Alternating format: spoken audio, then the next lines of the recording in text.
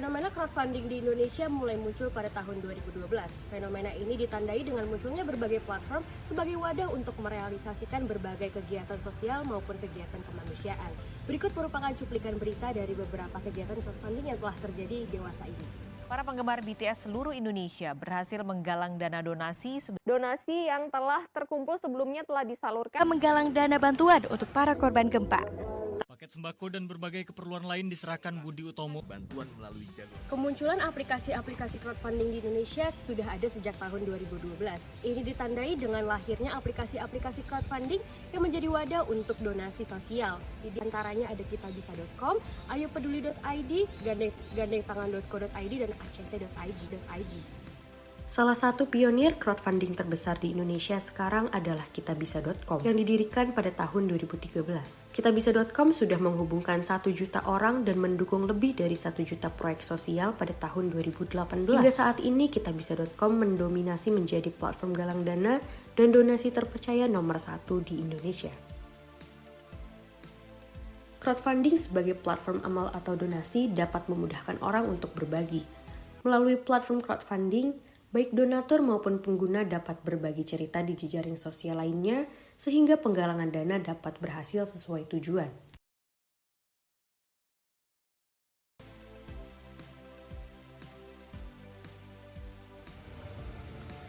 Jenis utama ada donation base. Jenis ini ditujukan untuk proyek sosial yang bersifat non-profit, seperti pembangunan masjid, pembangunan sekolah, pembangunan panti asuhan, dan lain sebagainya. Yang paling terkenal dan paling banyak digunakan di Indonesia adalah kitabisa.com.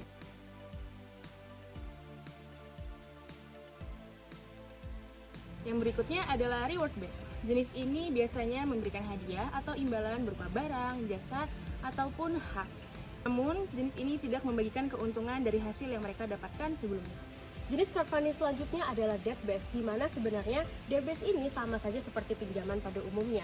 Para calon debitur akan mengajukan proposal kepada para kreditur, dan para kreditur akan memberikan pinjaman dengan timbal baliknya berupa bunga. Jenis yang terakhir ada equity based. Jenis ini sama seperti kotak saham. Uang yang akan kita setorkan akan menjadi bagian dari kepemilikan perusahaan dengan imbalan yang dividen. Jenis crowdfunding ini sangat populer di Indonesia karena digunakan untuk memperluas akses pembiayaan UMKM.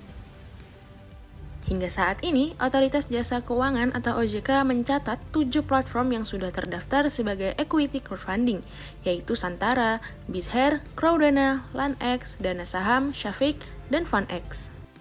Manfaat crowdfunding. Pertama, menurut para investor, crowdfunding dapat mempermudah untuk mencari investor lain untuk melakukan penggalangan dana. Yang kedua, crowdfunding juga memberikan kesempatan kepada investor lain untuk mempromosikan bisnis yang sedang dikembangkan.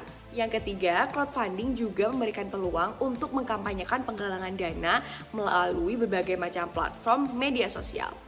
Negatif dari crowdfunding adalah yang pertama, reputasi sang pemilik bisnis dapat terancam akibat kegagalan proyeknya.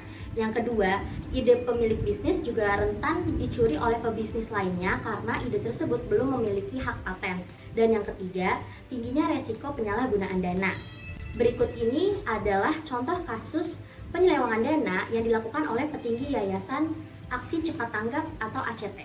Dugaan penyelewengan dana aksi cepat tanggap diungkap oleh laporan majalah Tempo. Dalam laporan tersebut ditemukan indikasi petinggi ACT melakukan pemborosan dan juga penyelewengan. Berikutnya terdapat beberapa tips memilih crowdfunding yang terpercaya. Pertama, memastikan kelegalan dan status hukum aplikasi donasi yang akan dipilih nantinya. Karena hal ini dapat menjamin kemana dana yang akan terpakai nantinya dapat dialokasikan sebagaimana mestinya. Berikut contoh-contohnya.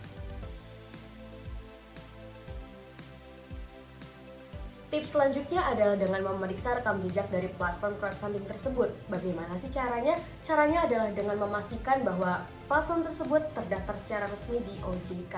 OJK itu sendiri adalah badan yang menaungi perusahaan-perusahaan pendanaan, salah satunya adalah perusahaan crowdfunding. Tips yang terakhir yaitu melihat bukti pengelolaan dana, seperti kemana saja mereka menyalurkan dana, dan melihat bukti berupa dokumentasi apakah dana tersebut dapat digunakan secara maksimal.